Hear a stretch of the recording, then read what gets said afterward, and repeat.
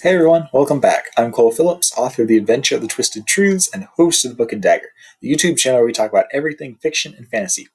Today I wanted to discuss one of my favorite fantasy topics of all time. And if you know me, you know it's probably something from Lord of the Rings, which it is. This is the subject of elven immortality. Now, if you are someone who has only experienced J.R.R. Tolkien's world through the movies, or even just read Lord of the Rings and not read like the appendixes or the Silmarillion, you might have several questions about a certain scene in one of the movies. This, of course, I'm talking about the scene where Arwen in the movies where Arwen and Elrond are talking, and Elrond is telling Arwen that she should take the ships to Valinor and leave Aragorn behind, essentially.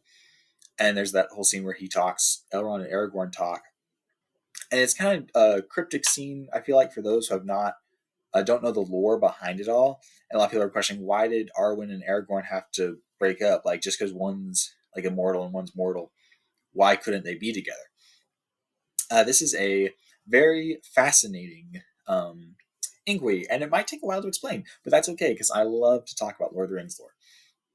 So basically, it all stems from the fact that when in the Lord of the Rings, in the Silmarillion, Tolkien explains it all. So there was Eru Ilúvatar, the one who created the Valar, who are essentially the gods of Middle Earth. The Valar and the Valar sung the world into existence with the power of Ilúvatar. Now, once the world was made, Ilúvatar called forth, as they're called, the children of Ilúvatar. He made the elves, sometimes also called the firstborn or the Eldar, and the men, who are the mortals, who are the followers or the Edain, as they're sometimes called. Now, elves, it's said in the Silmarillion, are made in the image of the Valar. They are essentially, the Valar are like, godlike beings. The elves are essentially these angelic, godlike beings with less power, obviously, who dwell in Middle Earth. Now, elves, they are immortal. They have obviously very much better senses than humans have. They can see for like miles. They have much better hearing.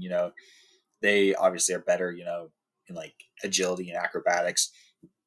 Elves also do not get sick. Elves will not get sick, and they just are all on the whole. They're very superior in physique to humans.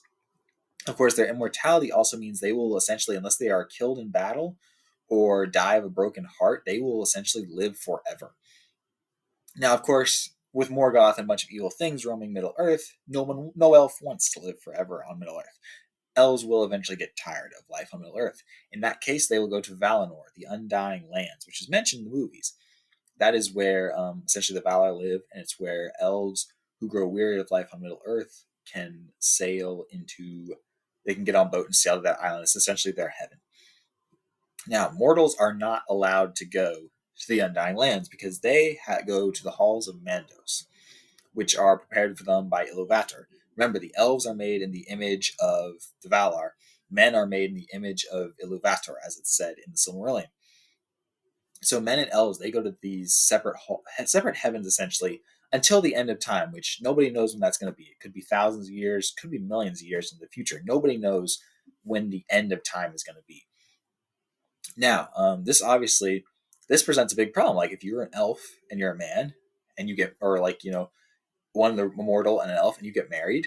When one dies, one's going to go to one heaven. When the other dies, one's going to go to the other heaven. This is kind of what Elrond is saying. He is telling Arwen essentially, "Hey, he's going to live he has a shorter life than you. He's going to live his lifespan. You two are going to be happy for a couple of years, maybe even a couple hundred, because Aragorn has a long lifespan.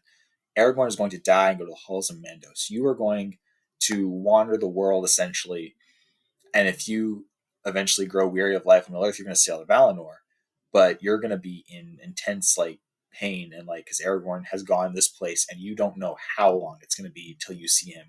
You're essentially going to feel every moment of that immortality. And even if when you go to Valinor, you won't see him for who knows how long. Now, there is a loophole around this. Arwen, as she does in the movie, she gives up her immortality, obviously. And Elrond does not want her to do this because this is exactly the same reason. Arwen giving up her immortality means that she becomes mortal. She is no longer elfkind. Therefore, when Arwen dies, she will also go to the halls of Mandos, which means Elrond, who is elf, will still go to Valinor. And Arwen and Elrond will not see each other again for who knows how long. This is why Elrond is so opposed to Arwen and Aragorn marrying, because either way, either one way, he has to watch his daughter. If she doesn't give up her immortality, he has to watch his daughter suffer for the love that she lost, and that would hurt him as a father. Or his daughter gives up her immortality, and then he doesn't get to see his daughter again for who knows how long.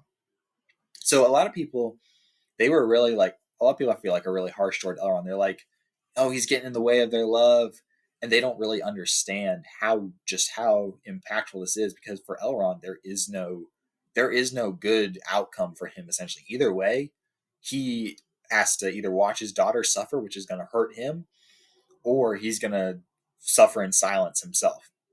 Ultimately, in the end, he does suffer in silence himself because Arwen does give up her immortality and chooses to be with Aragorn. But this is why he in the movies he's and even the books he's opposed to Arwen marrying Aragorn, and I just feel like a lot of people.